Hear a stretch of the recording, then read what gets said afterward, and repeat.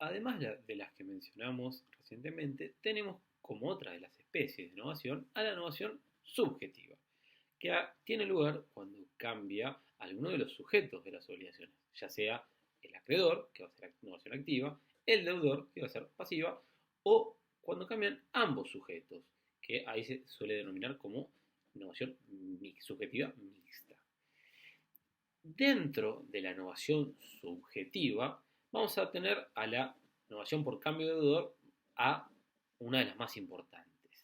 Acá implica la innovación subjetiva por cambio de deudor la sustitución del deudor originario por uno nuevo y van a mantenerse los restantes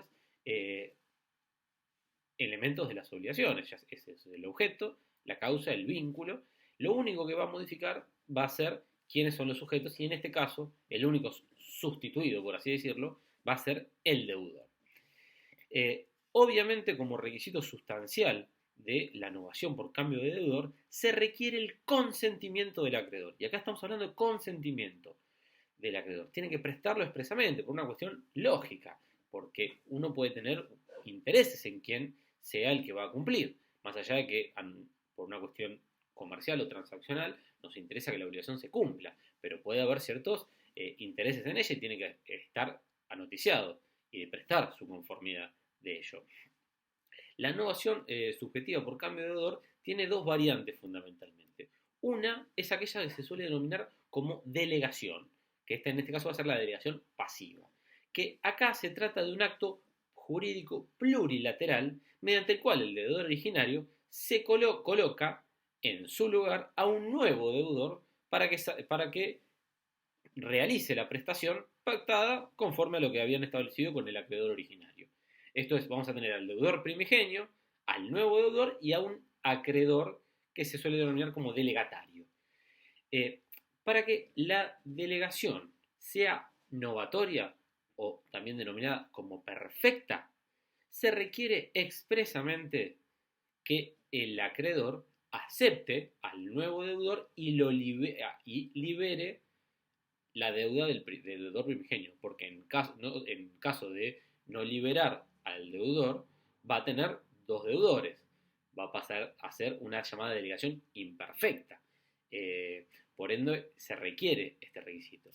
Y por otro de las llamadas innovaciones subjetivas por cambio del deudor, tenemos a la llamada expromisión, que aquí se va a modificar uno de los requisitos, ya que mencionamos recién de la delegación, ya que la expromisión es un cambio del deudor en que solo van a intervenir el tercero, esto es el deudor destinado a sustituir al deudor originario, y el acreedor. Puede surgir tanto espontáneamente por el tercero o por el acreedor. Pero lo fundamental acá es que se trata de un acto jurídico bilateral, que los que prestan la conformidad son el acreedor y el tercero. Se prescinde totalmente de la voluntad del deudor originario, aunque obviamente hay que al menos anoticiárselo, pero no se requiere para que opere la expromisión el consentimiento del deudor, en este caso el deudor originario que pasa a estar cedido. Además de la innovación por cambio de deudor que mencionamos recién, esto es la pasiva, tenemos la innovación activa, que es la innovación por cambio de acreedor, que acá va a ser la postura inversa. En vez de sustituirse al deudor original, se va a sustituir al acreedor.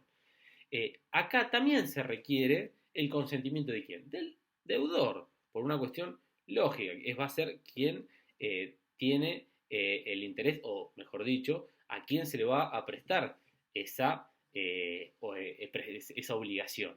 Por ende, se requiere que esté prestado un consentimiento del deudor, puede ser ya sea de forma expresa o tácita.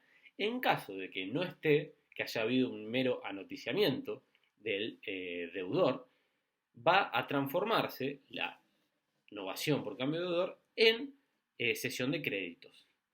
Que esta cesión de créditos tiene, si bien por ahí lo ven muy similar a esta innovación, ya que por el subjetivo por cambio de acreedor, tiene diferencias, porque en primer lugar en la cesión de créditos la obligación primigenia no se extingue, acá en la innovación sí.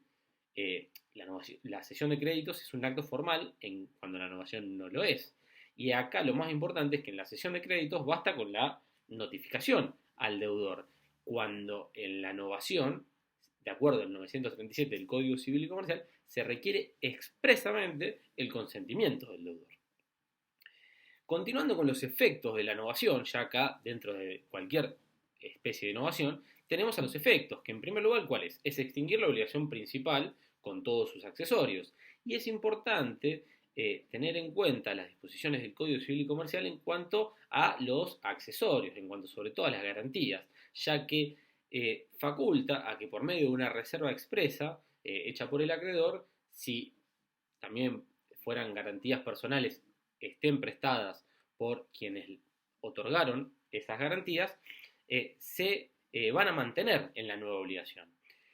También tenemos a la llamada novación legal, que es cuando la misma ley dispone que las obligaciones van a novar sin importar la voluntad de las partes, que esto sucede más que nada en los concursos y en las quiebras, cuando los acuerdos homologados por el juez opera esa novación.